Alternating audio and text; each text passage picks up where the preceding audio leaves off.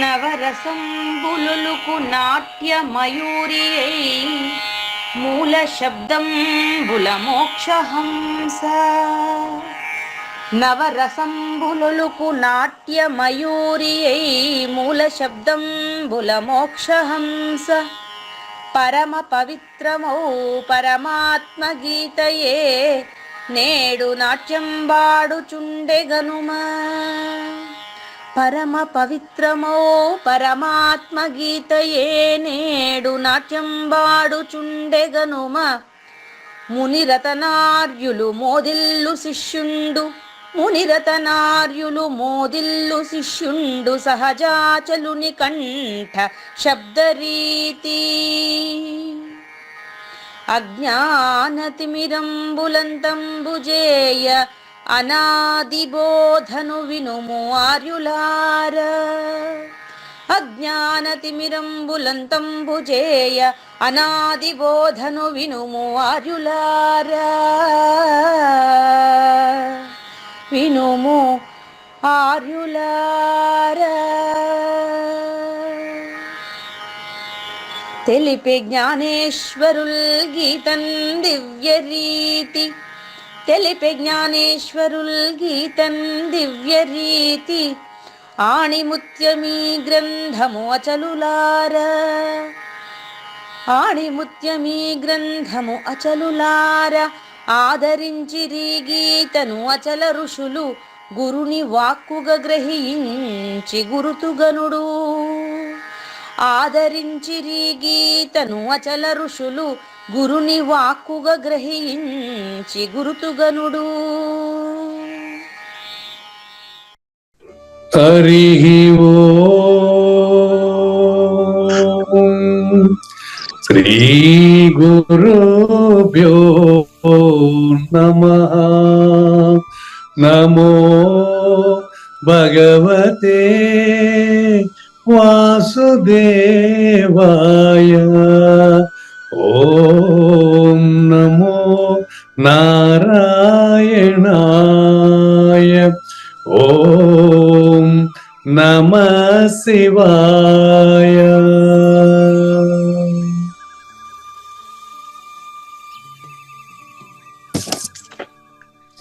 ఈ గీతా జ్ఞానంగిన కార్యక్రమం మొదలై నిన్నటికి 1026 రోజులైందండి. ఈ రోజు 1027వ రోజు. ఈ గీతా జ్ఞానజ్ఞ కార్యక్రమం సంకల్పించి నిర్వహిస్తున్న శ్రీ విద్యాసాగర్ గురువు గారికి, శ్రీ వెంకటేశ్వర గురువు గారికి శ్రోతలందరి తరపున ధన్యవాదాలు, వందనాలు. ఈనాటి కార్యక్రమంలో పాల్గొన్న ఆత్మస్వరూపులైన శ్రోతలందరికీ కైవల్యాసనం తరపున, అలాగే శ్రీ శివరామ దీక్షితుల వారి అచల యూట్యూబ్ ఛానల్ తరపున హృదయపూర్వక స్వాగతం, వందనాలు. గురుదేవులు సహజాచల రాజయోగి శ్రీ పూజారి వెంకటేశ్వర గురువు గారిని కార్యక్రమం ఆరంభించమని కోరుతున్నానండి. సర్వము గురువుమయము, సర్వము గురువుమయము. భవరోగ వైద్యుడతడని తెలియము, సకల విద్యల నిలయము. దక్షిణామూర్తి అతడని తెలియము. మూగవాని మాటను, ఈ మూగవాని మాటను శ్రోతలు కోటలు దాటింతురు. కృపా సిద్ధితోనే నేనింత ఆనందముందినాను.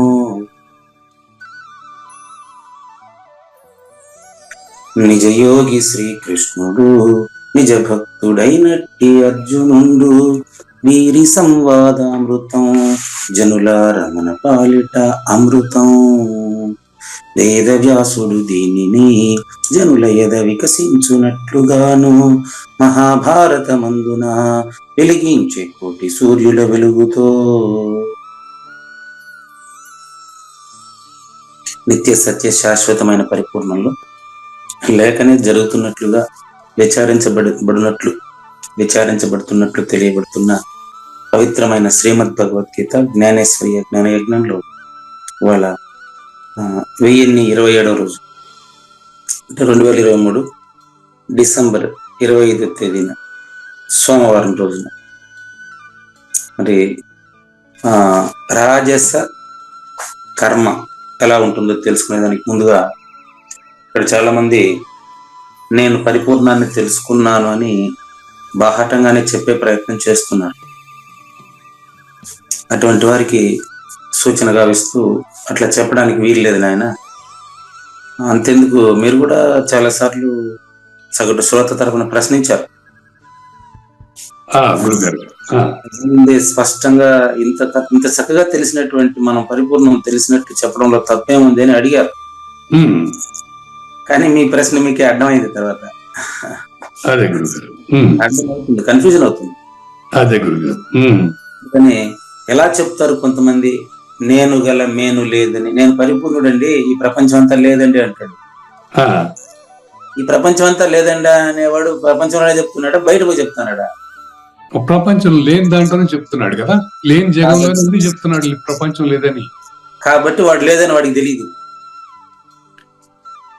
అవును, అప్పుడు వాడు లేదని వాడికి తెలియడం గురు సూచనతో, గురు భక్తితో, అనన్య భక్తితో తెలిస్తే అప్పుడు ఉన్న పరిపూర్ణ వాడికి ప్రతిపాదన అయితే నేను పరిపూర్ణం అని చెప్పడు. వాడు పరిపూర్ణమే. మరి లేనివాడు ప్రపంచం లేదని చెప్తున్నాడు. స్పష్టంగా మీరు చెప్పిందే ఆన్సర్. లేనివాడే ప్రపంచం లేదని చెప్తున్నాడు. కానీ లేనివాడు ఎలా చెప్పగలుగుతాడు ప్రపంచం లేదని? వెరీ సింపుల్ అండి. మీకు నిన్న ముగ్గురు పురుషుల కథ చెప్పాను కదా, ఆ ముగ్గురులో చూడండి, ఒకరు నిద్రపోయినాడు, ఒకరు మరణించాడు, ఒకరు మేలుకొన్నాడు. అవును గురుగారు. మరణించిన వాడు జన్మిస్తాడు, అది నిద్రించిన వాడు మేలుకున్నట్టు. అవును గురుగారు. తర్వాత మీ ముగ్గురిని తెలుసుకుంటా ఉండే నువ్వు క్షర పురుషుడయ్యా. అది గమనించండి, క్షర పురుషుడు అంటే 24. అవిద్య, అజ్ఞానము, అది బాగుంది, క్లియర్. ముగ్గురిని విడివిడిగా తెలుసుకుంటున్నటువంటి నువ్వు కూడా జనన మరణాలు కలిగిన వాడివే. 24వ వాడిగా అంటే మరుపులో ఉండేవాడిగా, అజ్ఞానిగా, మిగతా జీవరాశుల్లాగా మన ఇద్దరం కూడా అజ్ఞానులే. అయితే విశ్వమును తెలియవాడు, విశ్వాన్ని కూడా మనం తెలుసుకుంటున్నాం కాబట్టి అప్పుడు కూడా మనం క్షరపురుషుడే.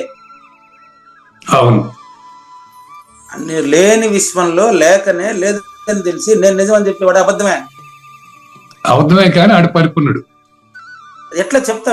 అదే చెప్పకూడదు అనేది మళ్ళీ మీ ప్రశ్న మీకే అర్థం అయిపోతుంది. ఇంతసేపు మీరు ఇటు తిరుక్కున్నారు, మళ్ళీ అటు తిరుక్కుంటేట అది చెప్తున్నాడు. ఆడు పరిపూర్ణుడు అని తెలిసిన మీరు కూడా పరిపూర్ణుడే. వాని మీద ఏంటి చేస్తారు? పూర్తిగానండి. విన్నప్పుడు మీరు శ్రద్ధగా వినే అంశంలో ఉండే ప్రయత్నం చేయండి. మీరే ఆన్సర్ చెప్పేస్తారు. ఇప్పుడు మళ్ళీ దీని మీదనే ప్రశ్న వేస్తారు. బాగా గమనించండి. నీ లేమిని తెలిపేవాడు అక్షర పురుషుడు స్థానంలో నుంచి చెప్తాడండి.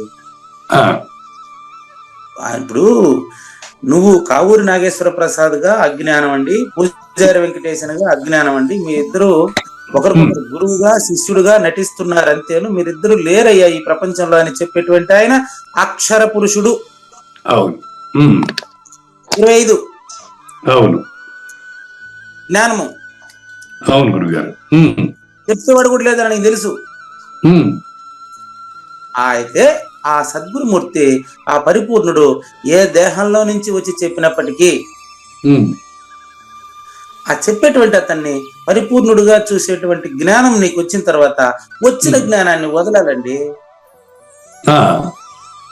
గమనించండి. నీ లేమిని తెలుపువాడు అక్షర పురుషుడని తెలియవయ్యా. అరుంధతి రామకృష్ణకి ఇంతవరకు తెలుసు. నిన్న వచ్చారు కొత్తగా, మళ్ళీ ఒక ప్రపోజల్ ఎత్తుకొచ్చినారు, గ్రూప్ లో పెట్టారు కాబట్టి చెప్పాలి నేను. గురువు గారు, మేము ఇంత దూరం తిరుమలకు పోయి కలియుగ ప్రత్యక్ష దైవం తిరుమలని దర్శనం చేసుకుని గుండు కొట్టుకొని గుడి చుట్టూ తిరుక్కొని మీ దగ్గరకు వచ్చి ఎందుకు అనుకున్నారు? ఒకరికి ఉపదేశం తీసుకునేదానికి. అమ్మా, నేను ఇంత స్పష్టంగా చెప్పున్నాను కదా, నేను ఎవరికి ఉపదేశాలు ఇచ్చేది తీసుకునేది లేదని. కానీ ఏర్పాటు చేసేసారు. కలియుగ ప్రత్యక్ష దైవం తిరుమలకు పోయి వచ్చారు, వచ్చి అంతా ఏర్పాటు చేసి అంతా రెడీ చేశారు. అప్పటికప్పుడు ప్రపోజల్ పెట్టేశారు. అప్పుడు ఏం చేయాలా? కృష్ణాపురంలో జరిగిన కథ. ఆమెను ఎవరు శిష్యుడు ఇక్కడ? ఓకే, గురువు ఎవరు? నేను కాదు. ఇక్కడ ఎవరు గురువు? ఆడ ఎవరు? కృష్ణాపురంలో ఒకరికి ఇచ్చారు కదా మీరు, ఇవ్వండి, మీరే ఇవ్వండి. మీరు గురువు, ఆవిడ శిష్యురాలు. మీరు ఒకరి పక్కలో ఒకరు. మీరు వెంటనే వాళ్ళ శ్రీవారితో అనుమతి తీసుకుని ఆమెకు అరుంధతి రామకృష్ణ గురువుగా, ఇంకొక ఆమె శిష్యుడిగా ఉపదేశం జరిగిపోయింది. మీరిద్దరూ లేని వాళ్ళే గాని మీ ఇద్దరిని తెలియజేస్తా ఉంటే నేను 25వ వాడే. ఇప్పుడు ఉపదేశం తీసుకోవాలనే వాడిది అజ్ఞానమే, ఇచ్చేవాడిది అజ్ఞానమేనండి. కానీ వాళ్ళే ఒకప్పుడు జ్ఞానంగా ప్రకటించబడుతూ ఉంటారు. ఆ జ్ఞానం లేనిదని వాళ్ళకి తెలియదు. అది ఓహో, అది బాగుంది, గమనించండి. కాబట్టి అక్షరములను మీరినటువంటి సద్గురుమూర్తి ఉపదేశం ఇవ్వడం, దాన్ని తీసుకునేది, ఇచ్చేది అదంతా లేదు ఆయనకి. అదంతా నటనని ఆయనకి తెలుసు. అంతర్హీనం, క్రియాహీనం, జనార్దన. ఆ జనార్దనుడికి తెలుసు. జనార్దనుడు ప్రత్యక్షంగా ఎక్కడ ఇచ్చేదిలే, తీసుకునేదిలే. ఇదంతా ఒక ప్రాసెస్. ఎందుకు? అది తెలియడానికి ప్రాసెస్. కాబట్టి నీ లేమిని తెలుపువాడు అక్షర పురుషుడని తెలియవయ్యా. నేను సృష్టికర్త విషయాన్ని తెలుసుకుని నీతో మాట్లాడుతున్నాను తప్ప సద్గురుమూర్తి సృష్టికర్త కాదు. ఇదో క్షరాక్షరముల మీరినా శిష్యుడా పరాపరముల మీరినా. నేను గురువు కాదు, నువ్వు శిష్యుడు కాదు. గురువు వలె మీరు గురువు కాదు, నేను శిష్యుడు కాదు. మీరు గురువు వలె, నేను శిష్యుడు వలె, నేను గురువు వలె, మీరు శిష్యుడు వలె తెలియబడుతూ ఉంటుంది ప్రపంచానికి. కానీ పుట్టు చావులు లేదని తెలిసిన పరమ పురుషుని చూడవా. వస్తాను. పుట్టు చావులు లేదని తెలిసిన పరమ పురుషుని చూడవా. పరమ పురుషుడు నిజంగా క్షరాక్షర విశ్వమును ఎరుగడయ్యా. చీకటిని ఎప్పుడన్నా సూర్యుడు చూసినాడా? లేదు. ప్రపంచాన్ని చూడకూడదని నిర్ణయించుకున్నటువంటి వాడు ఉపదేశాలు ఎవడో తీసుకోవడం ఇవన్నీ ఆయనకి లేదు. స్పష్టంగా చెప్పి, అమ్మా ఈ మంత్రం మీరు తీసుకోవడం వల్ల మీకు జ్వరం బాగా అవుతుంది, ఏదైనా వస్తుంది, అదంతా ఉట్టి మాటలు. అవంతా ప్రపంచంలో జరిగే ఉండేవి నీకు వస్తాయి, లేని రావు. అది వేరే విషయం. ఈ అచల పరిపూర్ణ ప్రబోధలో రావాలి అంటే నువ్వు నిద్ర లేచినప్పటి నుంచి నిద్రపోయేంత వరకు, సాయంత్రం వరకు హాయిగా ఎటువంటి సమస్య లేకుండా, జనన మరణ భ్రాంతి కొంచెం కూడా లేకుండా నిద్రపోయేదానికి మాత్రమే ఈ ఉపదేశం తీసుకోవాలి. దీనివల్ల నీకు ఎలాంటి ప్రయోజనం లేదు. ఉండేటువంటి ఈ శశికళ అనేటువంటి, లేకపోతే నాగేశ్వర ప్రసాద్ అనేటువంటి అబద్ధ పూర్తిని పోగొట్టుకునేదానికి రావాలా. అష్టం ఉంటే తీసుకోలేకపోతే లేదు. ఎంత నీట్ గా స్పష్టంగా ముందే చెప్పి, ఒకరిని గురువుగా పెట్టి, ఒకరిని శిష్యుడిగా పెట్టి, ఏ పీఠంలోనైనా పీఠాధిపతి ఆ పని చేయాలి. తగుదు నమ్మాదని పిలిపించుకొని కూర్చొని పెట్టుకుని వసూలు చేయకూడదు. వాళ్ళకి అది వ్యాపారం అయిపోతుంది. కాబట్టి మరి ఇది సద్గురు నిలయం అని పెట్టినారు కదా పేరు. ఇది సద్గురు నిలయం అనే దానికి ఇదే సార్థకత ఏమో కదా. గురువుగా మరొకరు శిష్యుడిగా వెళ్ళారు ఇక్కడి నుంచి వచ్చి. వాళ్ళిద్దరూ పూజారి వెంకటేశ్వర గురువు అనుకుని వచ్చారు. కాదమ్మా, మీరే గురువు, మీరే శిష్యుడు. చూసారా? కాబట్టి పరమ పురుషుడు నిజంగా అక్షర విశ్వమును ఎరగకుండా ఉంటాడు. అతనికి ఏం అవసరం లేదు. నీ వల్ల అతనికి అతని వల్ల నీకేం రాదు. రాకపోకలు లేనటువంటిది పరిపూర్ణం. కాబట్టి అటువంటి పరిపూర్ణాన్ని సూచన చేసేటువంటి పద్యం ఇది. మరి 150 ఈరోజు 150 1.5 సెంచరీ 150 పద్యంతో శ్రోతలందరికీ సాదర స్వాగత సుమాంజలి. శ్రీ గురుభ్యో నమః. శ్రీమద్భాగవత కృష్ణదేశిక ప్రభులు రచించిన 292 కందార్థ దరువులు సంపూర్ణంగా జ్ఞానయజ్ఞంలో రోజుకొకటి చొప్పున వ్యాఖ్యానించబడిన విషయం శ్రోతలకు విదితమే. ఈ కందార్థ దరువులను రచించిన 19 సంవత్సరాల వరకు అవి ముద్రణకు నోచుకోలేదని, వాటిలోని నిగూఢ భావాలను మరింత స్పష్టం చేస్తూ రచయిత క్షరాక్షరోపాధి ద్వయదోషరహిత పరమతత్వ కందములు 261 రచించారని, తదుపరి సద్గురు శుభాశీస్సులతో ఈ రెండూ కలిపి ఒకే పుస్తకంగా ముద్రించారని పెద్దలు చెప్పగా విన్నాం. ఉన్నాం. పుస్తకం ఇప్పుడు మన భక్తులతో చాలా మంది దగ్గర ఉంది. ఈ కంద పద్యాలు భగవద్గీతకు ఉత్తర గీత వలె సద్గురు భక్తులకు కందార్థ దరువులలోని ఎన్నో సమస్యలకు సమాధానమై విలసిల్లుతోంది. ఎంతో ఉపయోగకరమైనటువంటి ఈ కంద పద్యాలను రోజుకు ఒక్కొక్కటి చొప్పున వివరించాలని అడిగిన ప్రత్యక్ష శ్రోతల కోరిక మేరకు జ్ఞానయజ్ఞంలో శ్రీకృష్ణ పరమాత్మ సందేశానికి ముందే ప్రతిరోజు కృష్ణ ప్రభువుల దర్శనం మహద్భాగ్యంగా భావిస్తూ ముందుకు వెళదామా?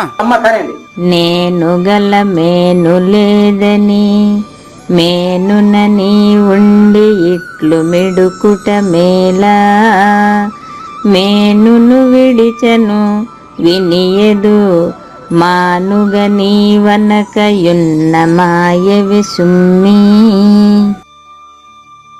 చూసారా, మానుగా నీవనకయున్న సరిపోతుంది. కానీ నువ్వు నేను పరిపూర్ణం అండి, నేను పరిపూర్ణాన్ని తెలుసుకున్నానండి, నీకు కూడా చెప్తానండి, అది నువ్వు చెప్పే మాటలన్నీ మాయ మాటలు.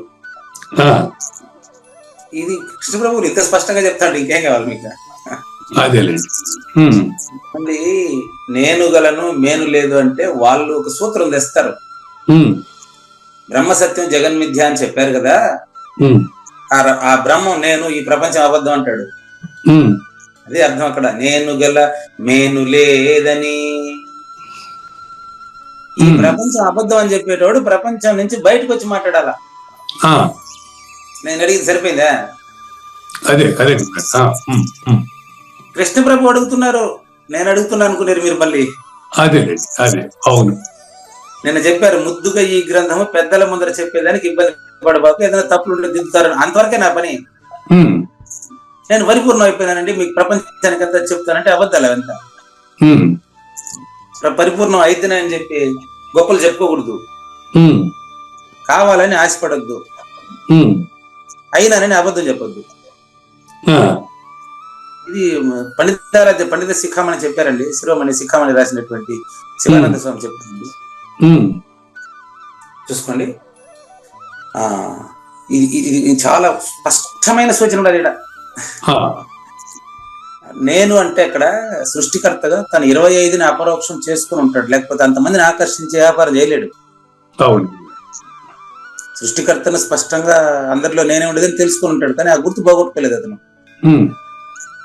కాబట్టి నేను గలను అధిష్టాన రూపమైనటువంటి సృష్టికర్తగా నేను ఉన్నానండి, అందరి నేనులో ఉండేది నేనే అంటాడు, అది రెండో నేను. కానీ మేను లేదని అబద్ధాలు చెప్తాడు, శరీరం మాత్రం లేదని అబద్ధాలుగా.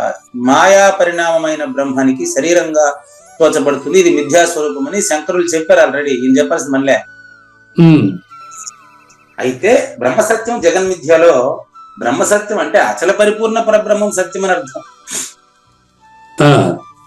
పూజారి వెంకటేశం బ్రహ్మం కాదు, అదే గురుగారు. అనాది నిర్వికల్ప పరబ్రహ్మము సత్యం అని అర్థం అక్కడ బ్రహ్మం అంటే. మళ్ళీ కొంతమంది బయలుదేరుతాడు, మళ్ళీ గుర్తు చేద్దాం. శ్రీమించు శివరామ దీక్షితుల బోధ అచలాన్య బ్రహ్మమని అన్నది చూడు, అనంతోపనిషత్తు ప్రూఫ్. శివరామ పండిత సిద్ధాంతమందు బట్ట బయలొక్కటే లేనెరుకలేదు. ఆ అనాది నిర్వికల్ప పరబ్రహ్మమునే బట్ట బయలన్నారు దీక్షితుల వారు. అది ఉండేది. మన ఇద్దరు అబద్ధపు గుర్తు, వింటా ఉండే వాళ్ళందరూ గుర్తు కూడా అబద్ధపు గుర్తేనని తెలిసిన వాళ్ళు పరిపూర్ణులే. నేను పరిపూర్ణుడు అని చెప్పడం అబద్ధం. ఎందుకు తెలుసా? మీరే చెప్పండి, ఎవరైనా పెళ్లి కాకముందు నాకు పిల్లలు పుడతారని మీరేం భయపడిపోకండి అన్నాడు అనుకో పెళ్లి చూపుల్లో, అప్పుడు వాళ్ళకి డౌట్ వచ్చేస్తుంది. వస్తుందా రాదా? మీరే చెప్పండి. అది సహజంగా జరిగే ప్రక్రియ కదా.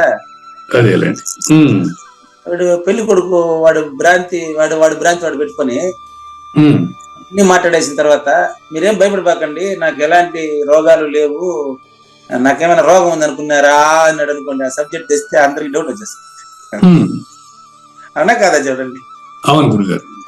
అట్లా ఎవరికి చెప్పుకోవాల్సిన అవసరం లేదు. వీడు సహజంగా, ప్రకృతి సహజంగా పెళ్ళైతే పిల్లగాళ్ళు పుడతారు, ఒకవేళ పుట్టకపోతే అది ఎవరి కర్మ, అది తర్వాత విషయం. ముందే వీడు ఏదైనా ఇట్లాంటి ప్రపోజల్ తెచ్చినట్టు డౌట్ వచ్చేస్తుంది. అట్లా నేను పరిపూర్ణుడు నిజంగా వీడు పరిపూర్ణుడు అయితే చెప్పాల్సిన అవసరం ఉందా? చూడు, ఎందుకంటే వాడు ఒకడైనా పరిపూర్ణుడా, మిగతా వాళ్ళది కదా.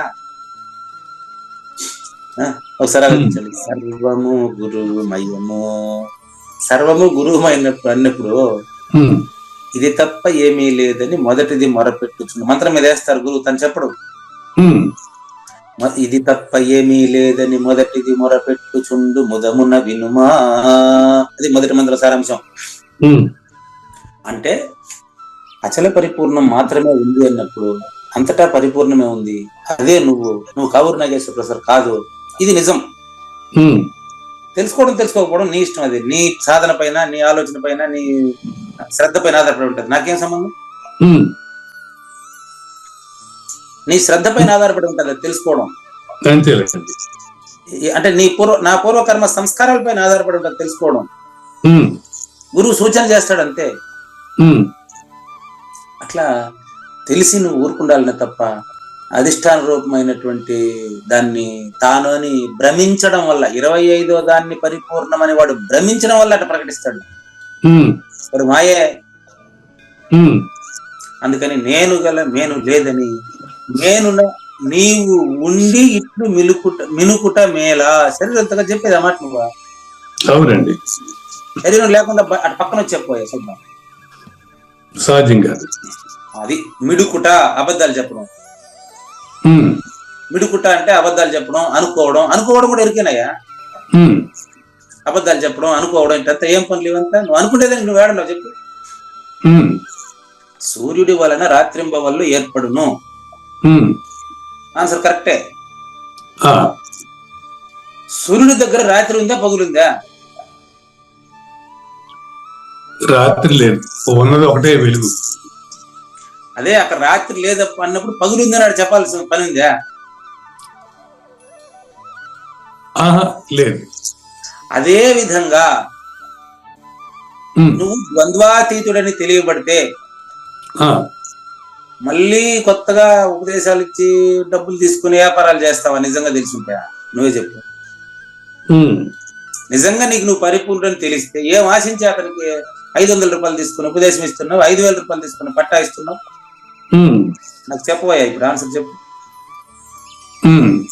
కాబట్టి శరీరంలో ఉంటూ శరీరంలో లేని అబద్ధాలు పలకబాకు. నిజంగా నువ్వు అశరీరుడు అయితే, నువ్వు అశరీరుడివే అయితే నీ ప్రవర్తన అశరీరంగా ఉండాలి. నిన్న చెప్పారే సాత్విక కర్త, సాత్విక కర్మ, సాత్విక జ్ఞానం చెప్పారే, అట్లుండాల. అప్పుడు వినియద నీ అనుభవమును ప్రమాణముగా సత్యంగా తీసుకుంటాను. నేను విడి చను వినేదు. బయట శరీరం నుంచి బయట పో, అప్పుడు మాట్లాడతాను నీ దగ్గర. చను పో బయట అంటున్నాడు ఆయన. చూడండి, మేనును విడి చను వినియదు. శరీరం నుంచి కొంచెం పక్కకు రావా మాట్లాడుతుంది. మేనును విడి చను వినియదు. కాబట్టి మానుగా నీ వనకయున్న, మానుగా నేను పరిపూర్ణమని నీకు తెలిస్తే నిజంగా దానికి రెండో మాటే లేదు.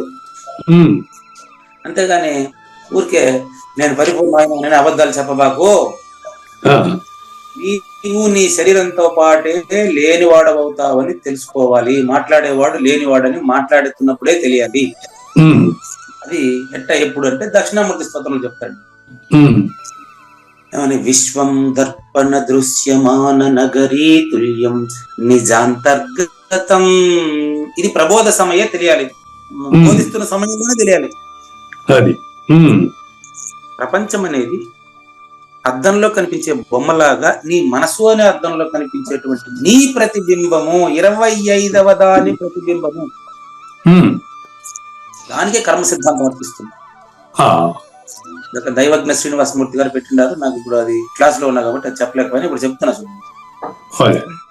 మరి కర్మ సిద్ధాంతం అంతా ఏంటండి? ప్రారంధము, ఆగామి, 25వ దానికి, చెట్టు విత్తన విధంగా ఉండేటువంటి ద్వంద్వానికి. కర్మలన్నీ 24 అని అడిగారు వారు. కాదండి, 24, 25 వేరు కాదండి. కర్మ రూపం, యాక్షన్ రూపంలో వస్తే అజ్ఞానము, అది అంతకుముందు మూల అవిద్య. ప్రకృతిలో ఉంటే మూల అవిద్య అంటారు 25వ దాన్ని. ఆ, సమిష్టికర్తను మూల అవిద్య అంటారు. ఉమ్, సృష్టిది సురస్వప్నము, వ్యష్టిది నరస్వప్నం అండి. ఆ, కాబట్టి కర్మలన్నీ కూడా 25వ వాడిదే. ఉమ్, 25వ వాడిదే. 25, 24 అని ఎందుకు డివైడ్ చేశాను చెప్పండి? ఒక దేహభావము, ఆత్మభావం. అంతేదా అవగాహన కోసం 24, 25 అని డివైడ్ చేశాం కానీ అంతేలే. 26వదిగా సూచించబడతా ఉండేది 1. ఉమ్, మరి 25గా తెలియబడేది 1/2. 25వది 1గా భ్రమించింది, దాని 24 బై. ఉమ్, అదే గన 1/3 అంటే 1/2 అంటే సమిష్టి, 1/3 అంటే వ్యష్టి అని చెప్పారు. అవునండి. కర్మ సిద్ధాంతం ఈ రెంటి మధ్య జరుగుతుంది. శూన్యానికి సర్వానికి మధ్యనే కర్మ సిద్ధాంతం. ఉమ్, దీనికి అతీతంగా ఉండేటువంటి పరిపూర్ణుడు, పరిపూర్ణము ఏమి అనదు. ఆ, 5వ అధ్యాయం 14, 15 శ్లోకాలు 2 దీనికి ప్రూఫ్. ఆ, శ్రీమద్ భగవద్గీత 5వ అధ్యాయం 14, 15 శ్లోకాలు దీనికి ప్రూఫ్. వాళ్ళ అద్వైత సిద్ధాంతం నాకు అవసరం లేదు. అదేలే. ఉమ్, ప్రూఫ్ చూసుకోండి, గురువాక్యం ప్రూఫ్ చూసుకోండి. నాదత్తే 15, 5వ అధ్యాయం 15. ఉమ్, నాదత్తే కస్యచిత్ పాపం నచైవ సుకృతిం విభుః అజ్ఞానేన ఆవృతం జ్ఞానం తేన ముహ్యంతి జంతవః. నేను చెప్పిన దాని ఇందులో ప్రతిపాదించి చూపిస్తాను. ఆ, కస్యచిత్ పాపం నా ఆదత్తే విభుః, అది అర్థం. ఆ, ఏ ఒక్కడి పాపాన్ని పుణ్యాన్ని తీసుకునేవాడు గురువు కాదు కాదు కాదు.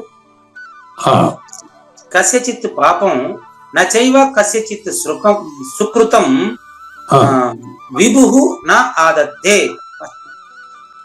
మొదట్లైన అక్కడ ఉండేట్టుగానే చెప్పాను నేను. ఆ, విభుః అంటే గురువు అండి, ఆ, సద్గురు. ఆ, విభుః అనే పదానికి సద్గురు అని అర్థం. నెక్స్ట్ ప్రభువు అనేది ముందు శ్లోకంలో పెట్టాడు. అదే. ఉమ్, ప్రభు అన్న విభు అన్న ఈ ఉత్తబట్ట బయలే ప్రభుస్వామి అని అమల ప్రకాశ ప్రకరణము బృహద్వాసిష్టం చెప్పాను. ఆ, మీకు బృహద్వాసిష్టం ఇందులో ప్రదర్శించి చూపించారు ఆల్రెడీ. అమల ప్రకాశ ప్రకరణంలో ఉమ్, ఈ 2 శ్లోకాల్లో ప్రభు విభు అంటే అచల పరిపూర్ణం అని శివరామ దీక్షితులు వారు ప్రతిపాదించారు. కాబట్టి భగవద్గీత భక్తుడే శివరామ దీక్షితులు. ఆ, కాబట్టి ఏ ఒక్కటి పాప పుణ్యాలని సద్గురుమూర్తి తీసుకోడు. ఇదే నిన్న సహజాచల రాజయోగి ధర్మవరం బృందానికి చెప్పింది. ఉమ్, ధర్మవరం పూజా బృందం సద్గురు నిలయానికి వచ్చారు నిన్న. ఉమ్, మీ పాప పుణ్యాలను తీసుకునేదానికి నేను కాదమ్మా, పదండి ఆసియాలో పెద్ద కోనేరు ఉంది, అందులో మునగండి, ఆ, ఏదైనా ఉంటే అక్కడ వదులుకోండి. ఆ, అదో పెద్ద కోరు నిండా నీళ్లు అలరారుతోంది. పక్కన కలియుగ ప్రత్యక్షత వేణుగోపాల స్వామి గుడి, టీటీడీకి అనుబంధం గుడి ఉంది, అక్కడికి పోతండి పిలిచారు. అక్కడికి వెళ్ళి నన్ను గుడికి వెళ్ళాము. ఆ, అక్కడ పోతే వాళ్ళ పేర్లు, వాళ్ళ అర్చనలు, అబ్బా తెలుగు మాస్టర్ మన సార్ వచ్చేసారు, డిగ్రీ కాలేజ్ ప్రొఫెసర్ అనేసి ఆడుండే పూజారులంతా హంగామా చేసి వీళ్ళ పేర్లు, గోత్రాలు, నాత్రాలు, సూత్రాలు ఏందేందో ఇంకా ఎంత ఉంటాయి చేసుకోండి. నేనేం కాదని వాళ్ళతో పాటు నేను గుడికి వెళ్ళాను. ఉమ్, మరి దీనిపైన ఎట్లా విమర్శించిన నాకు అభ్యంతరం ఏమన్నది. ఆ, అది వాళ్ళ ఆచరణ వాళ్ళు చేసుకొని కులాచారాలు విడువరాదు, కులధర్మం మరువరాదు. దీక్షితులు వారు మొదటి పేజీలోనే చెప్పారు. ఆ, మరి ఎందుకయ్యా ఇవన్నీ అంటే ఇదో అజ్ఞానేన ఆవృతం జ్ఞానం. చూడండి, అజ్ఞానము 24 ఆ, కప్పబడింది. అజ్ఞానము చేత కప్పబడింది. ఏంది జ్ఞానం? ఆ, గురుగారు. ఉమ్, జ్ఞానము అజ్ఞానము చేత కప్పబడటం వల్ల నా గోత్రం, నా సూత్రం నాకు బాగవ్వాలా, నా శరీరం బాగవ్వాలా అనేది గుడికి గోపురానికి వెళ్తే వద్దాం లేదు వాళ్ళని. అవన్నీ అవసరంగా అవన్నీ చేసుకోండి. ఆ, అచల పరిపూర్ణ ప్రబోధ దానికంటే విలక్షణమైంది, దాన్ని మించింది, దాన్ని మీరిందని తెలియండి. ఆ, ఆ. జ్ఞానము అజ్ఞానేన ఆవృతం. అది అన్వయం. ఇప్పుడు మన పాపం పుణ్యం తొలగించుకోవటం అనేది మన చేసిన పాపం పుణ్యం ఎలా పోతుంది, అది భగవంతుడే తీసివేస్తాడు అనేది ఒక మన దాంతో మనం దేవుడి దగ్గర ప్రార్థిస్తాం, పూజిస్తాం. ఆయనే దిక్కు, ఆయనే జన్మ లేకుండా చేస్తాడు అనేది ఒక నమ్మకం. మరి ఇదైనా కూడా అచలం కూడా అంతే కదా గురుగారు. నేను లేకుండా చేయటం అంటే నాలో ఉన్న పాప పుణ్యాలు తొలగిపోతాయి నేను లేకుండా ఉంటే అన్నట్టు, అది ఒక రకంగా తొలగించడమేగా మరి ఇది కాదండి. మీరు మాట్లాడినిస్తే కదా ఇంతసేపు నేను చెప్పింది దానికి వ్యతిరేకమైన భావన మీరు వ్యక్తం చేశారు. ఇప్పుడు ఈ శ్లోకంలో చెప్పింది ఇంతవరకు ఈ శ్లోకంలో చెప్పింది అర్థం కాలేదు మీకు కదా. ఏ ఒక్కరి పాప పుణ్యాన్ని సద్గురువు తీసుకోడు. అదే అంటున్నా నేను. తీసుకోనప్పుడు ఈ దైవాన్ని పూజించటము లేకపోతే అచలాన్ని మనం లేకుండా పోవటం అనేది అసలు ఆ ప్రశస్తి అనేది ఎందుకు వస్తుంది? మన పాప పుణ్యాలు ఈ భయంతోనే కదా నేను లేకుండా పోవటం, నాకు జన్మ లేకుండా పోవటం అనే ప్రశ్న ఉదయిస్తుంది. మీరు వినడం లేదు, మాట్లాడుతూనే ఉన్నారు. శ్రద్ధగా విని ఆచరణకు పూనుకోవాలంతే. మీరు రెండింటిని కలిపేస్తున్నారు. ఇది అది కాదు, అది ఇది కాదు. 24 ఇంద్రియాలతో కూడిన శరీరం అజ్ఞానం. 25వ అయినటువంటి ప్రాపంచిక జ్ఞానము 24 ఇంద్రియాల అజ్ఞానంతో మిగతా జీవరాశుల వల్ల ప్రవర్తిస్తున్నటువంటి వాడు అజ్ఞాని. అజ్ఞాని సద్గురుమూర్తిని ఆశ్రయించి జ్ఞానిగా తెలిసిన తర్వాత జన్మరాహిత్యం అనేది ఒక్క శరీరం నుంచి విముక్తి కాదు. 84 లక్షల జీవరాశులుగా నేను ఇంకా జన్మించకూడదు అనేది మాత్రమే జన్మ విముక్తి కదా. పాపపుణ్యాలు అంటే ప్రారంభంలో నాగేశ్వర ప్రసాద్కు ఉంటాయి పాపపుణ్యాలు. మేక నిర్భయానందకు పాపపుణ్యాలు ఉంటాయా? మేక నిర్భయానందకు పాపపుణ్యాలు ఉంటాయా? ఉండవు. మీరే అదే కదా ఇంత చెప్తాండేది. ఆయన తీసుకోడయ్యా మీ పాప పుణ్యాలని అని చెప్తాడు. మీరు దానికి దీన్ని కలిపి మాట్లాడితే నేనేం చేయాలి? ఇది కన్ఫ్యూజన్ గా ఉంది గురుగారు, క్లియర్ గా లేదు నాకు. అది క్లియర్ గా ఉంది, మనం కన్ఫ్యూజ్ అవుతున్నాం. అది క్లియర్ గానే ఉంది, మనం కన్ఫ్యూజ్ అవుతున్నాం. ప్రత్యక్షం బ్రహ్మాసి ఓం సూర్యాష్టకం ఉంది కదా, ఇలా పాప పుణ్యాలంతా సూర్యుడు ఎప్పుడు తీసుకున్నాడా? మరి ఈ ప్రొసెస్ అంతా మరి ఏంటి? ఇప్పుడు అచలం వల్ల నా కష్టం పోదు, నా పాపం పోదు, పుణ్యం పోదు అని అనుకున్నప్పుడు, ఇప్పుడు దేవుడు కష్టం తీయడు అనుకున్నప్పుడు దేన్ని ఎవరు నమ్మగలుగుతారు?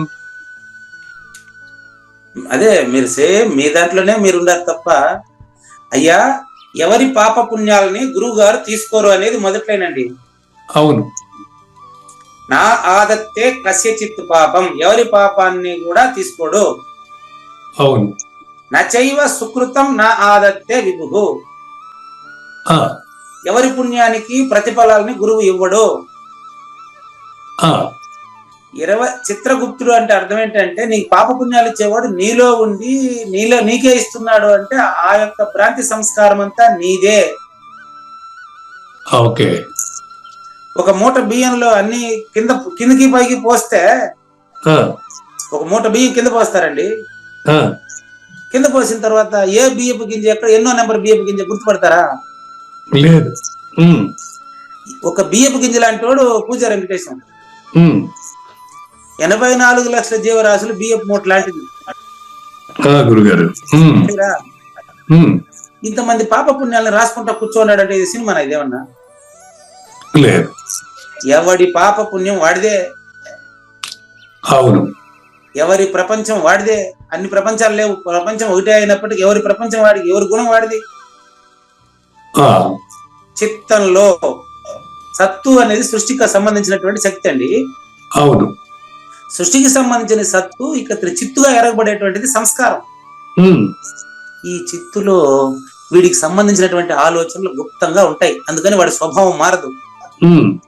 నిన్న ఓ పక్క ఇక్కడ వచ్చి ఉపదేశం తీసుకొని గుడి ఓపెన్ చేసేదానికి కొంచెం టైం ఉంది అంటే గుడి పూజ చేసేద్దాం, అది చేసేద్దాం, ఇక్కడ అయిపోయింది. మళ్ళీ విశాలమైన కోనేరు అక్కడ అయిపోయింది. అక్కడ గుడికి పోయేటప్పటికి వాళ్ళకు నన్ను చూస్తానే టోకన్ తీసుకోకుండా కూడా పర్లేదు, మీరంతా ఎంతమంది ఉన్నారు, మీ గోత్రాలు సూత్రాలు చెప్పండి అనేటప్పటికి పరిగెత్తిపోయి వాళ్ళ గోత్రాలు పేర్లు సూత్రాలు అవన్నీ గబ్బ వాళ్ళు గుర్తుపెట్టుకొని, అంటే వీళ్ళ ఆలోచనలు కంప్లీట్ గా వాళ్ళ పిల్ల అక్కడికంతా వెళ్ళిపోయింది. అవన్నీ అక్కడ నేను వద్దని లేదే. అది చెప్తే మళ్ళీ ఏమంటారు, పెద్ద తగాదా వస్తుంది అక్కడ. సార్ గురువు గారి దూరం పిలిచిపోయినారు, మమ్మల్ని అర్చన చేయించుకొని లేదంట. మళ్ళీ ఎదురుగానే కదా నేను మా ఆవిడ కూడా పోయి నిలబడ్డాం కదా, మా ఇద్దరు లోపలికి పిలిచాను. అయ్యా మీ గోత్రం మీ సూత్రం చెప్పండి అన్నాను.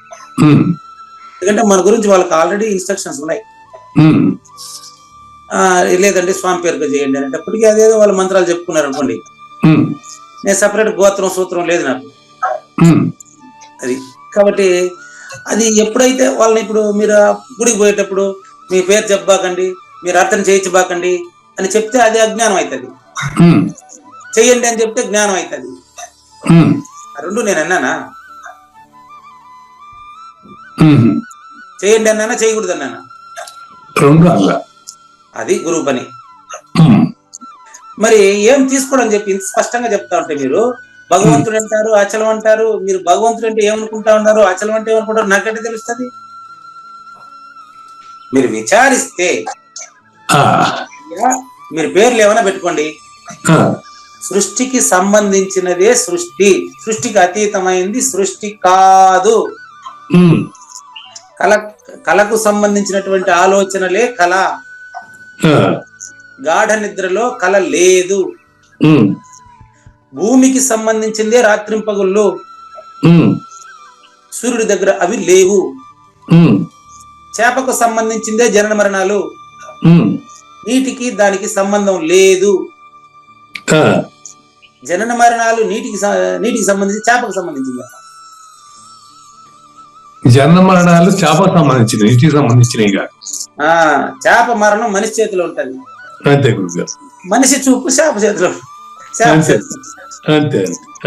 చేపకు మరి ఎట్లాగైతే ములుగుచ్చేదానికి సందు లేకుండా నిండి ఉన్న నీటిలో చేపలు తిరుగుతున్నాయో, ములుగుచ్చేదానికి సందు లేకుండా ఉన్న పరిపూర్ణంలోనే మనుషులు తిరుగుతున్నట్లు మనుషులు భ్రమిస్తున్నారు. మరి క్లియర్ గా ఒక వరుసగా విచారిస్తే నాయన నిజ దైవం అంటే నువ్వు కావూరి నాగేశ్వర ప్రసాద్ మీరు కాదయ్యా, 24 ఇంద్రియాలతో ఉండే అజ్ఞానం. మీరు సృష్టికర్త కూడా మీరు కాదయ్యా, అది 25వ అయినటువంటి శూన్యము. ఇక్కడ పోయింది మొత్తం ప్రారబ్ధం, సంచితం, ఆగామి అంతా ఇక్కడ పోవాలా.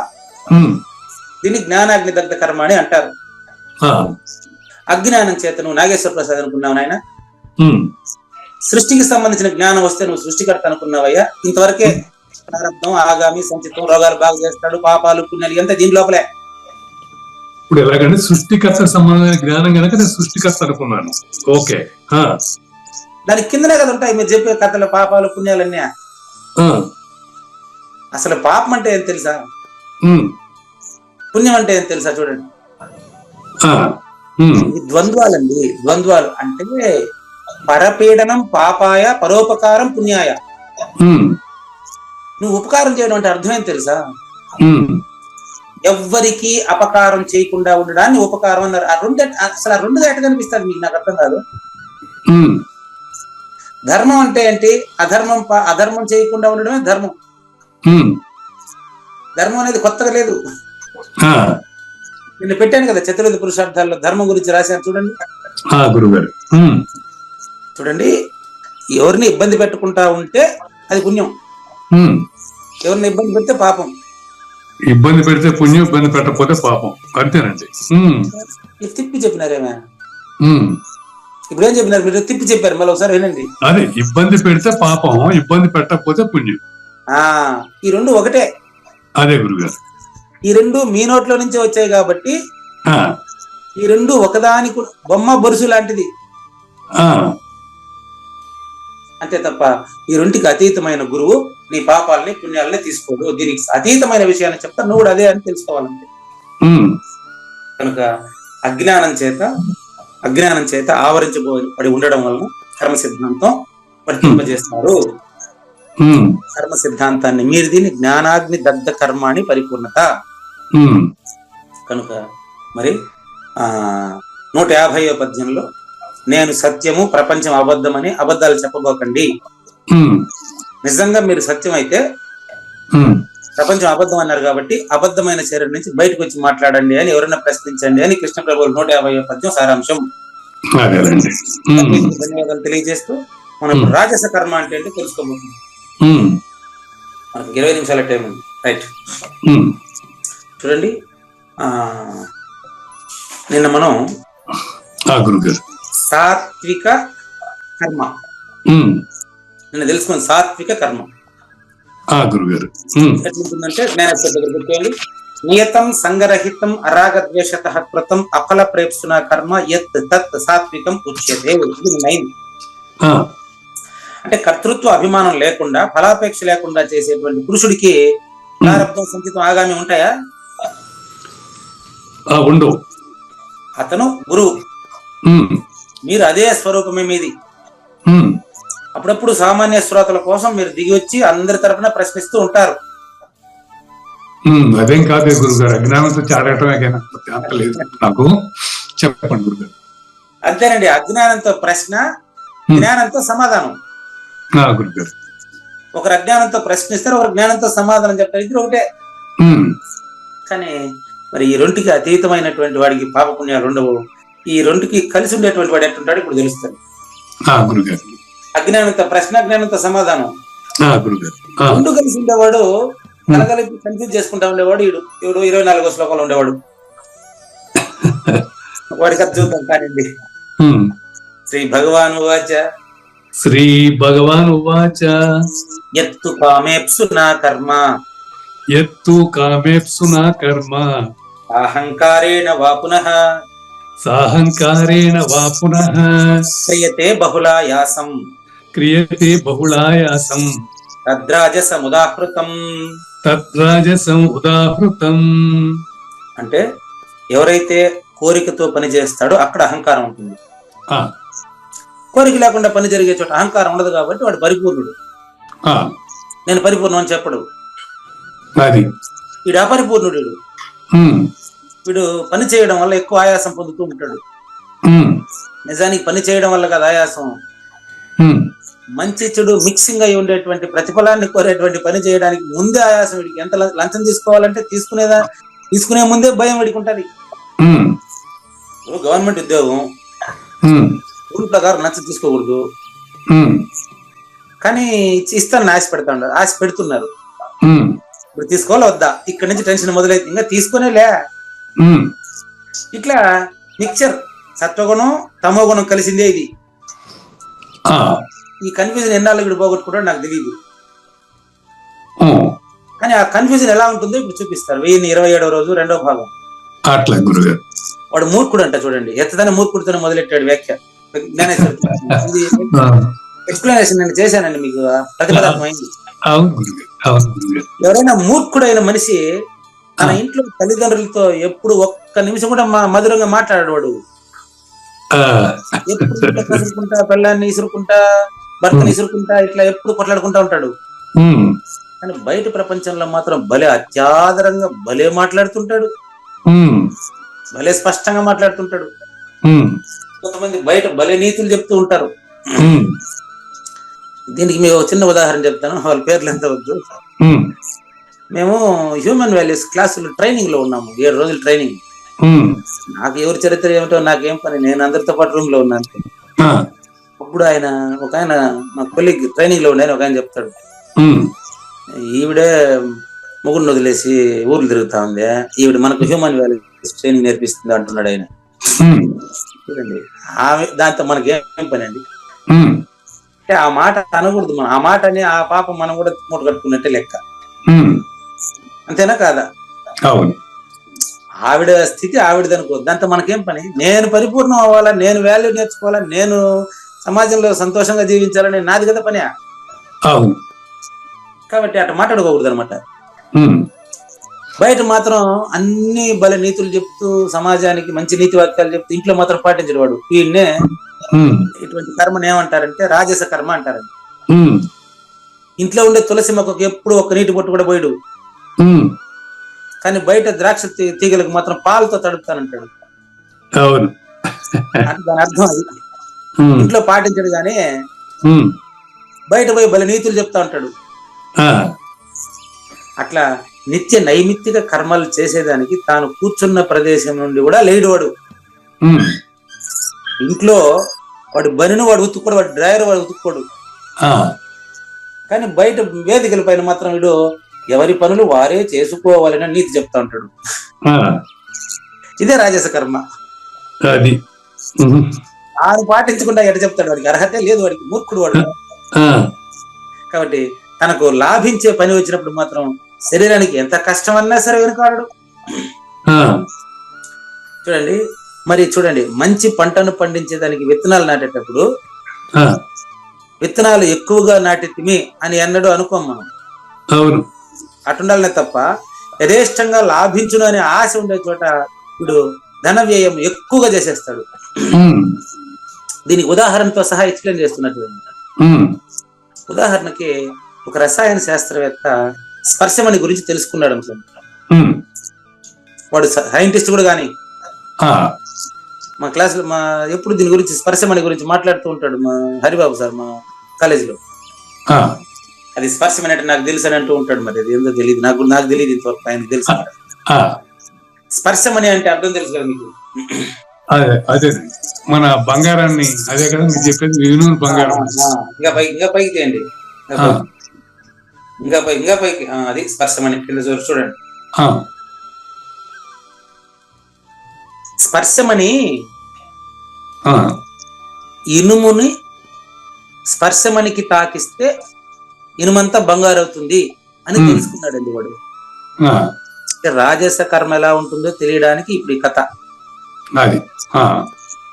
ఒక రసాయన శాస్త్రవేత్త తన ప్రయోగంలో ఇనుమును తాకితే, ఎంత ఇనుమును తాకినా టచ్ చేస్తే మొత్తం బంగారు అయిపోతుందని తెలుసుకున్నాడు. అసలు నాకు అది అవసరం ఉందా లేదా, అది వద్దా వాడికి, అది లేదు. రాజస కర్మ ఇట్టుంటది. కరెక్ట్ అండి, కరెక్ట్, బాగుంది, చక్కగా చూసిన. ఏం చేస్తున్నాడు తెలుసా? తన ఆస్తి అంతా అమ్మే ప్రయత్నం చేస్తున్నాడంట, అమ్మేస్తున్నాడు.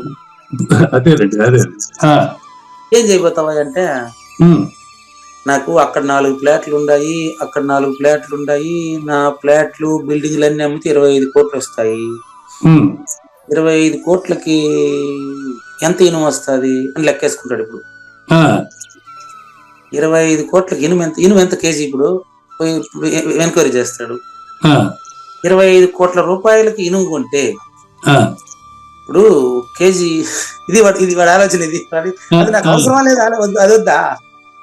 ఇప్పుడు ఇనుము ప్రపంచంలో ఉన్న ఇనుమంతా బంగారం చేస్తే బంగారానికి వాల్యూ ఏముంటుంది? ఓహో, మీరు రిజల్ట్ చెప్తున్నారు నాకు. రాజస కర్మ ఎలా ఉంటుందో చెప్పడమే నా పని ఇక్కడ. అదే మీరంతా అదే, మనకి ఏం ఉపయోగం? ఇప్పుడు మనం ఇనుమ ఎంతవరకు కావాలి అంతవరకు కావాలి, కానీ దానికి బియాండ్ దట్ ఏం ఉపయోగం అనేది రాజస్థానంలో ఇలాగే ఉంటుంది. రాజస కర్మ నా ఆస్తినంతా అమ్మితే ఎంత ఇనుము వస్తుంది, ఆ ఇనుముకి మొత్తాన్ని బంగారంగా మార్చుకుంటాను కదా. కాబట్టి నేను ప్రపంచంలో ఉండే ఇనుమంతా నేను కొనాలంటే నాకు నా ఆస్తిని అంతా అమ్మే ముందు ఇనుము కొంటాను అన్నాడు. వీళ్ళ ఆస్తిని అంతా వీడు అమ్మేదానికి ఆయన చెప్తాడు, నాతో పాటు వాకింగ్ వస్తాడు, కానీ ఆయన చెప్తాడు, మామ ఈ నా ఆస్తిని అంతా అమ్మేసి డబ్బు నా దగ్గర ఇస్తే నేను లెక్కేసుకుంటా చచ్చిపోతాను మామ అంటాడు. అంటే దాన్ని లెక్క పెట్టేటప్పుడు చచ్చిపోతాడు. అంటే అంత ఆస్తి ఉందంట ఆయనకి.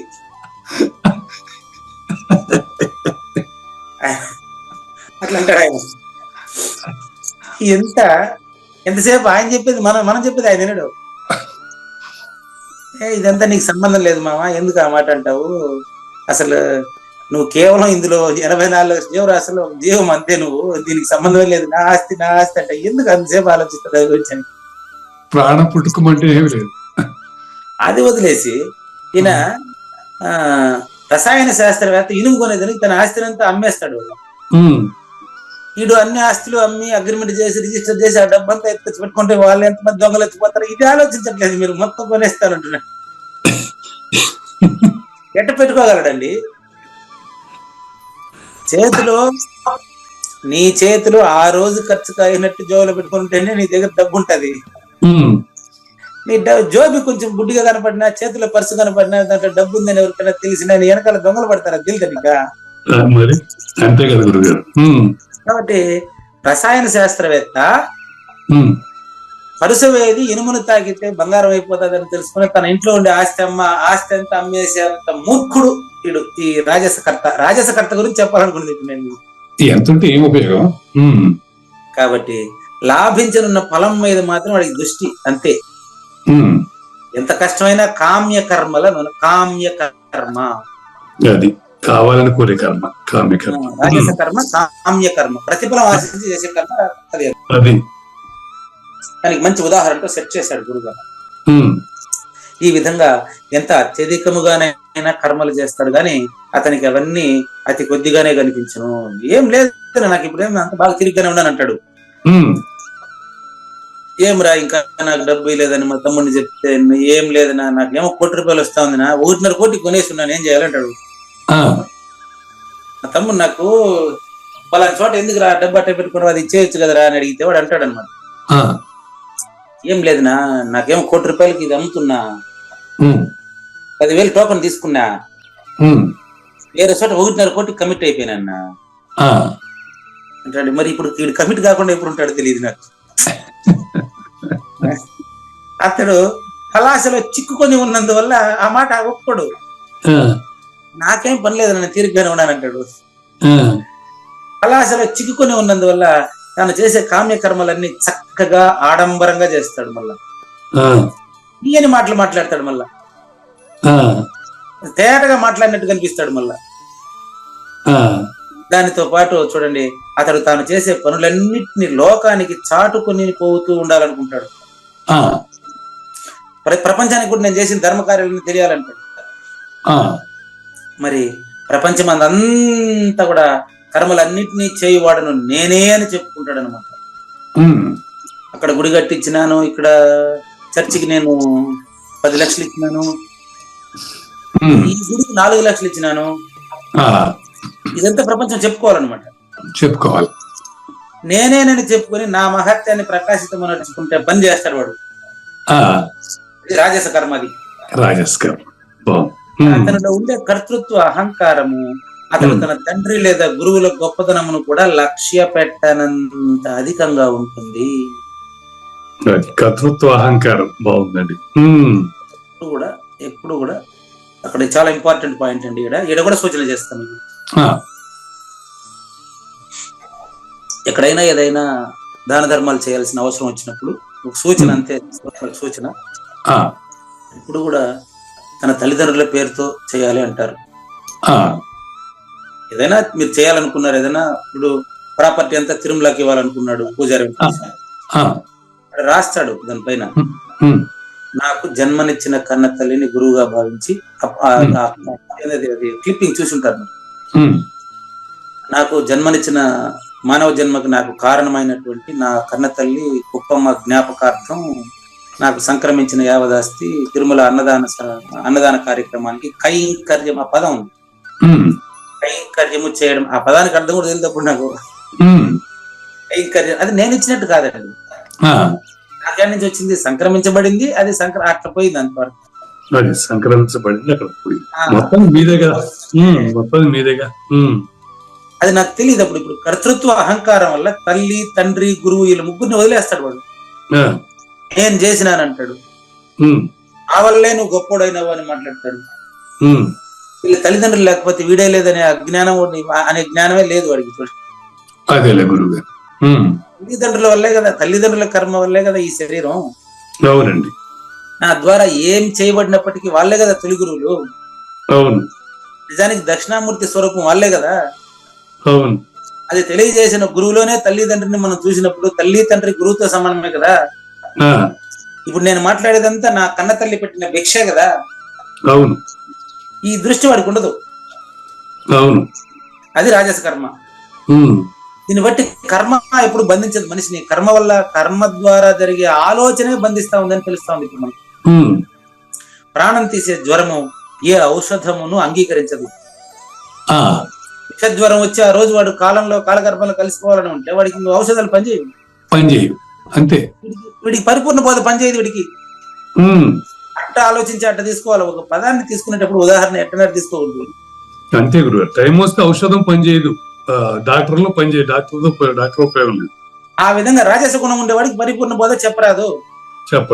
అవునండి. ఈ రీతిన అహంకారం చే పడగొట్టబడి ఫలాశలో చిక్కుకున్న మనుషుల చేత పెక్కు కర్మలు అతి అనురాగం చేతనే చేయబడుతూ ఉంటుంది. చాలా అనురాగంతో చేయబడుతూ ఉంటాయి. అతడు కూడా అనేక కష్టాలను ఓర్చుకొని గారిడి వాడు తన పొట్ట నింపుకునే దానికి ఎన్ని కఠినమైన పనులు చేయాలి. ఒక్కొక్కప్పుడు మ్యాజిక్ చేసేటప్పుడు మ్యూజిషియన్లు చాలా మంది చనిపోయి ఉంటారండి ప్రమాదంలో. అవును. గారిడి వాడు తన పొట్ట నింపుకునే దానికి అతి కష్ట సాధ్యమైన ఆటలను కూడా వాడు చేస్తాడు. అట్లా వీడు కూడా తన గొప్పతనాన్ని చాటుకోవడానికి చేసేటువంటి పనుల్ని, అహంకారంతో చేసే పనులన్నీ రాజస కర్మలు అవుతాయండి. అవును. ఒక్కొక్క ఒక ధాన్యపు కణమున, ఒక ధాన్యపు కణమునకైనా కూడా ఎలుక సర్వత్రమును తవ్వుతుంది. అది దాని ఎలుక అనేది బొరియ తవ్వడం అనేది దాని లక్షణం. అది అది బొరి తవ్వకుండా కూడా జీవించవచ్చు అది. కానీ ఒకే ఒక బియ్యపు గింజను, ఒక వడ్ల గింజను దాచిపెట్టుకునే దానికి ఎంత పెద్ద బొరి తవ్వుతుంది అది.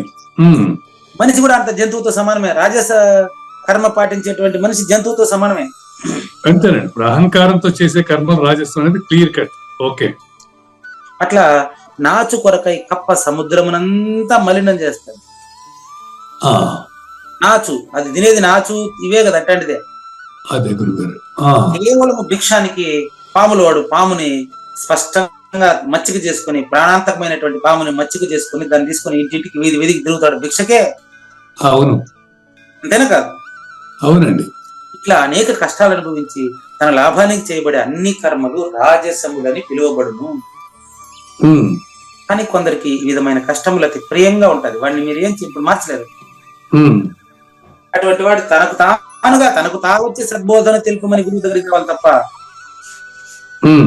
బలవంతంగా అటువంటి పరిపూర్ణ బోధ చెప్పే ప్రయత్నం చేయకూడదు. కాబట్టి ఒక అతి చిన్నదైనటువంటి ధాన్యపు కణమును తెచ్చుకునేదానికి చెదల పురుగు, చెదలు ఎంత తెలుసా మీకు? చెదలు తెలుసుకోగారు. చెదలే కదా మీరంతే. చెదల పురుగు పాతాళ లోకం వరకు కూడా రంధ్రం చేసుకుని పోతానే ఉంటాడు. అట్లా వీడు కర్మలోనే ఆనందిస్తూ ఉంటాడు. ఆ కర్మ గురించి వాడికి తెలియదు. ఒకప్పుడు ఒక పని చేసేవాళ్ళు పని అందరూ సమానంగా చేస్తూ ఉంటారు, కానీ అశరీరుడు చేసే పని వల్ల అతనికి పాపపుణ్యాలు అంటవని అతనికి తెలుసు, అతని లాంటి వాళ్ళకి తెలుసు. అది కాబట్టి స్వర్గ సుఖములు లభించే ఆశతో చాలా మంది ఇక్కడ దాన ధర్మాలు చేస్తూ ఉంటారు. స్వర్గ సుఖాల్లో కావాలని చెప్పేసి అనేక కష్టాలతో నుండి ఉండేటువంటి పరిశ్రమతో చేసే క్లేశకరమైన కామ్య కర్మల్ని రాజస కర్మలు అంటారు. కాబట్టి ఇక రాజస కర్మలు ఎట్లుంటాయి, నెక్స్ట్ తామస కర్మల గురించి చూద్దాం. క్లిప్పింగ్ ప్లే చేస్తున్నట్టు ఇంకా పైకి తీయండి. ఇప్పుడు ఇంకా పైకి తీయండి. ఇప్పుడు పెద్ద చేసి చూడండి, కింద తెలుస్తుంది. తన తల్లి కుప్పమ్మ స్మృత్యర్థం ఈ విరాళం మొత్తాన్ని పంపారు. కాబట్టి అది కంప్లీట్ గా అంటే ఈ దేహంతో సంపాదించబడినటువంటి సంపాదనతో మాత్రమే ఈ దేహానికి జన్మనిచ్చిన వాళ్ళు గాని, నన్ను నమ్మకం ఇచ్చినటువంటి నా భార్య బిడ్డలను గాని పోషించాలనే కాన్సెప్ట్ నాకు అంత చిన్న వయసులో కలిగినట్టుంది.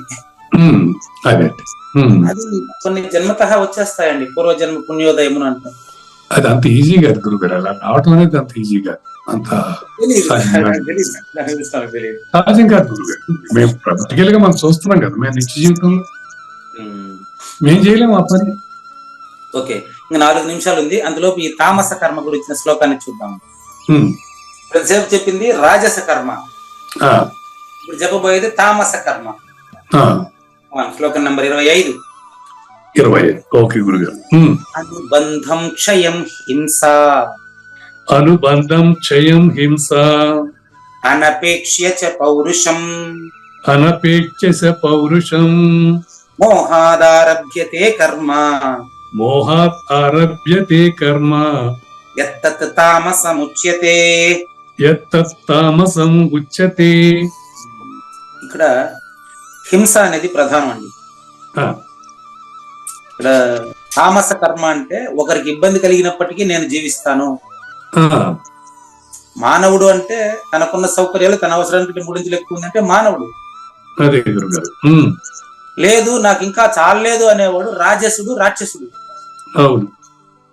ఇంకా పశుమానవుడు ఉన్నాడు. పశుమానవుడే ఈ తామస కర్మి.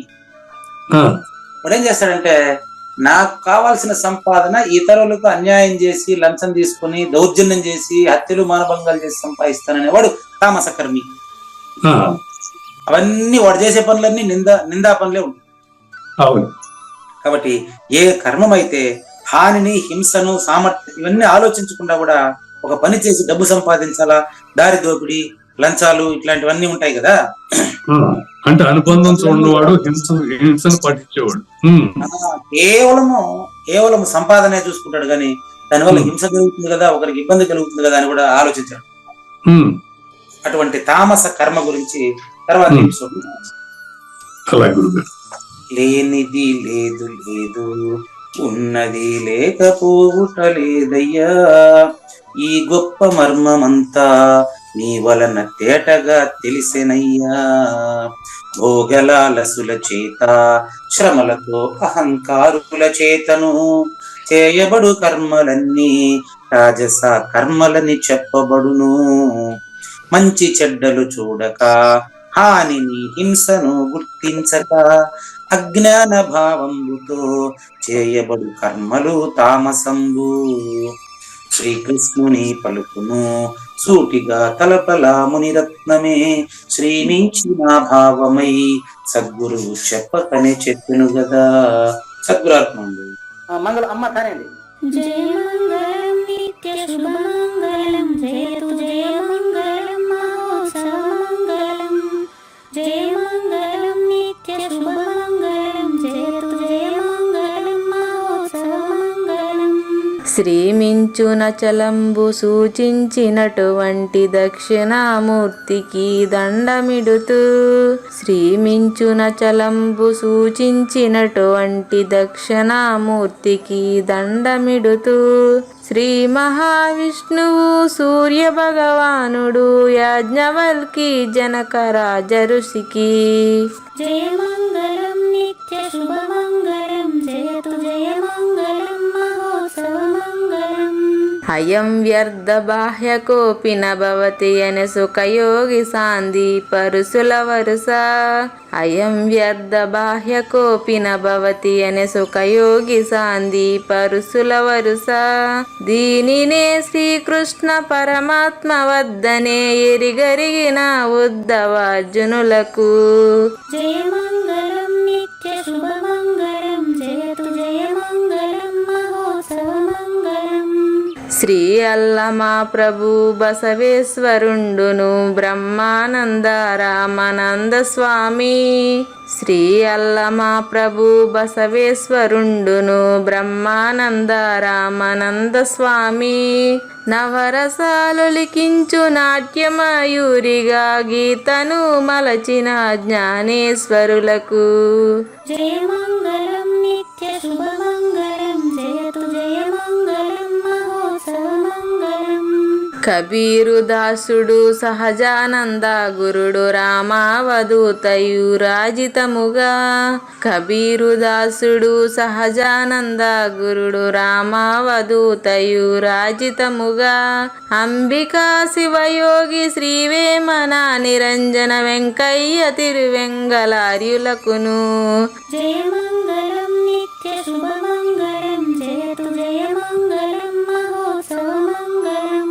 శ్రీ బృహద్వాశిష్ట సిద్ధాంతమును చేసి జనన మరణ భ్రాంతి జడుపు బాపి, శ్రీ బృహద్వాశిష్ట సిద్ధాంతమును చేసి జనన మరణ భ్రాంతి జడుపు బాపి, అచల సాంప్రదాయమవనిలో నెలకొలిపి అందించినట్టి శివరాములకును జయ మంగళం నిత్య శుభమంగళం, జయతు జయ మంగళం మహోత్సవ మంగళం.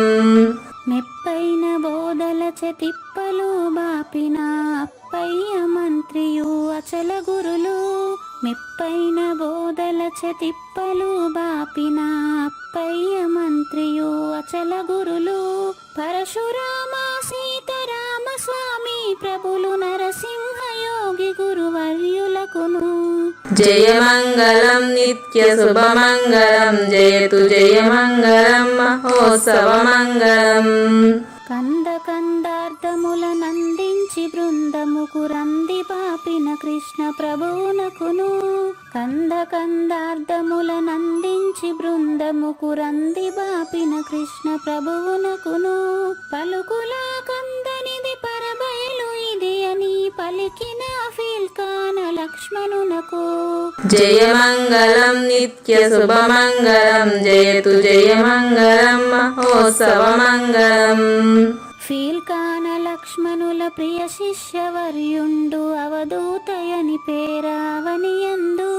ఫీల్కాన లక్ష్మణుల ప్రియ శిష్యవర్యుండు అవధూతయని పేరావనియందు. పాఠాలు నేర్పించి పీఠాలు ఏర్పరచి శంఖబాపిన వెంకటేశ్వర వధూతకు జయమంగళం నిత్యశుభమంగళం జయతు జయమంగళం మహోత్సవమంగళం. బట్టబయలున ఎరుక పుట్టనే లేదని బాలాజీ సింగు ఈ కీలు తెలిపే. బట్టబయలున ఎరుక పుట్టనే లేదని బాలాజీ సింగు ఈ కీలు తెలిపే. మూలమూలేనట్టు ఎరుకేమి లేదని తెలియజెప్పిన మునిరత్నమార్యులకును జయమంగళం నిత్యశుభమంగళం జయతు జయమంగళం మహోత్సవమంగళం.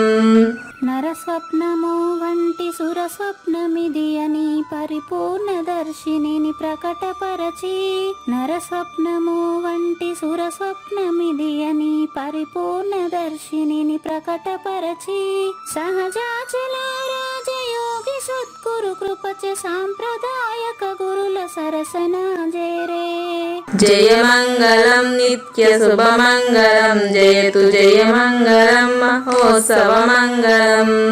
నిష్కల్మషానంద నిజ గురుని శిష్యుండు లింగమూర్తి లిపిని పొందుపరచి. నిష్కల్మషానంద నిజ గురుని శిష్యుండు లింగమూర్తి లిపిని పొందుపరచి. కార్వేటి నగరము పురవాసుడైనట్టి పూజారి వెంకటేశునకంకితం విధి. జయమంగళం నిత్యశుభమంగళం జయతు జయమంగళం మహోత్సవమంగళం. జయమంగళం నిత్యశుభమంగళం జయతు జయమంగళం మహోత్సవమంగళం. జై సద్గురు ప్రభు మహారాజ్ కి జై. జై గురుదేవ్ అండి. శ్రోతలందరి తరపున వెంకటేశ్వర గురు గారికి ధన్యవాదాలు చెప్తూ శాంతి మాత్రం. పూర్ణమదః పూర్ణమిదం పూర్ణాత్ పూర్ణముదచ్యతే పూర్ణస్య పూర్ణమాదాయ పూర్ణమేవ అవశిష్యతే. ఓం తత్సత్. ఓం శాంతి శాంతి శాంతి. హరి ఓం. న తద్భాసయతే సూర్యో న శశాంకో న పావకః యద్గత్వా న నివర్తంతే తద్ధామ పరమం మమ.